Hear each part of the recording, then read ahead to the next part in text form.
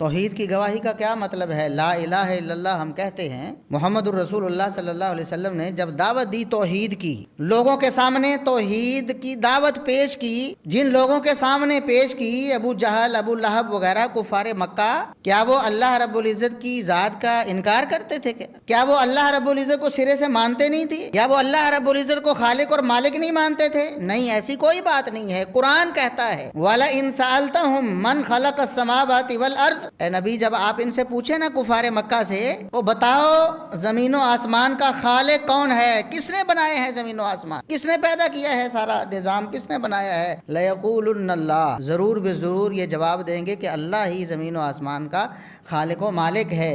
آپ ان سے پوچھیں آسمان سے بارش کون نازل کرتا ہے؟ یہ آپ کو بول کر کہیں گے اللہ رب العزت آسمان سے بارش کا نازل فرماتا ہے۔ اللہ رب العزت فرماتا ہے اے نبی جب آپ ان سے پوچھیں گے تو یہ ضرور جواب میں کہیں گے کہ اللہ ہی سارا کچھ کرنے والا۔ پھر اختلاف کیا تھا؟ محمد الرسول اللہ صلی اللہ علیہ وسلم کی توحید کی جو دعوت تھی انہیں کڑوی کیوں لگی؟ جب آپ صلی اللہ علیہ وسلم نے کہا کہ قولوا لا الہ الا اللہ، اللہ کی توحید کی گواہی دو، اللہ کی توحید کی گواہی دو، تو انہیں کیوں رسول اللہ صلی اللہ علیہ وسلم سے مسئلہ ہو گیا؟ کیوں دشمن بن گئے؟ خون کے پیاسے ہو گئے؟ جو رشتہ دار تھے، چچا لگتا ہے رشتے میں، ابو لہب، اس نے زبان درازی شروع کر دی، محمد الرسول اللہ صلی اللہ علیہ وسلم کو بد دعائیں دینا شروع کر۔ ابو جہل دشمن بن گیا، جنگیں ہو گئیں، خون کے پیاسے ہوئے، محمد الرسول اللہ صلی اللہ علیہ وسلم کو شہید کرنے کے درپے ہو گئے۔ وجہ کیا تھی؟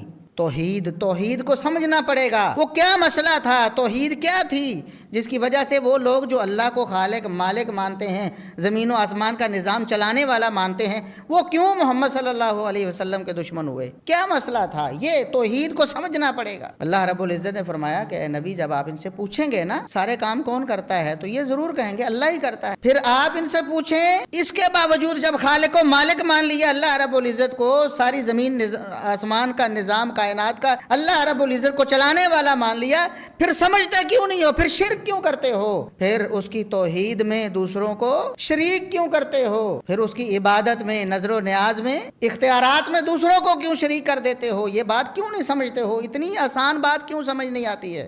یہ ہے نقطہ توحید جو محمد الرسول اللہ صلی اللہ علیہ وسلم سمجھانے کے لیے آئے۔ یہ سمجھنا پڑے گا۔ وہ کہتے تھے تلبیہ پڑھتے ہوئے، حج کرتے تھے، وہ بھلا اللہ کو نہیں مانتے تھے؟ اللہ کو مانتے تھے، لیکن جس طرح محمد الرسول اللہ صلی اللہ علیہ وسلم منوانا چاہتے تھے اس طرح نہیں مانتے تھے۔ وہ تو بیت اللہ کے متولی تھے نسل در نسل، وہ تو حاجیوں کی خدمت کو بہت بڑی عبادت سمجھتے تھے، وہ تو حج کرتے تھے، تلبیہ پکارتے تھے، وہی تلبیہ جو آج ہم پڑھتے ہیں اس میں تھوڑا سا اضافہ کرتے تھے صرف توحید کی نفی کرنے کے لیے جو ان کو سمجھ نہیں آتی تھی یا سمجھنا نہیں چاہتے تھے۔ ہم تلبیہ کیا پڑھتے ہیں؟ لبیک اللہم لبیک لا شریک لک لبیک، اے اللہ بار بار حاضر ہوں، تیرا کوئی شریک نہیں، تیرا کوئی شریک نہیں، میں بار بار حاضر ہوں، توحید کی گواہی دیتے ہوئے۔ دیکھیں ادھر بھی توحید کی گواہی ہے، لبیک اللہم لبیک لا شریک لک لبیک، توحید کی گواہی ہے۔ مشرکین مکہ بھی اتنی گواہی وہ بھی دیتے تھے، اور آگے کیا کہتے تھے؟ الا شریکا ھو لک، یا اللہ تیرا کوئی شریک نہیں سوائے جو تو نے خود اپنے بنائے ہوئے ہیں، تو نے اپنے اختیارات اپنوں کو دیے ہوئے ہیں۔ وہ کیا کہتے تھے؟ قرآن کہتا ہے جب ان سے پوچھا جاتا ہے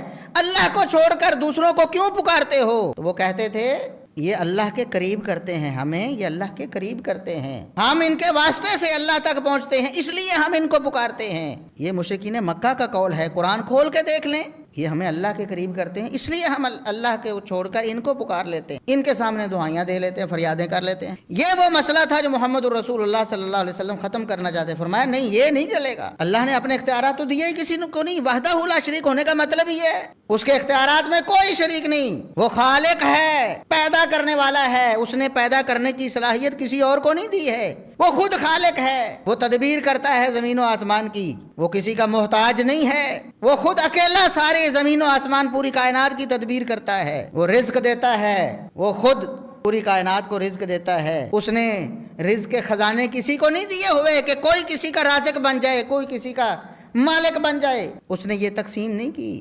دنیا والے تقسیم کرتے ہیں، دنیا والے تقسیم کرتے ہیں، بادشاہ اپنے اختیارات کو تقسیم کرتے ہیں، کیوں؟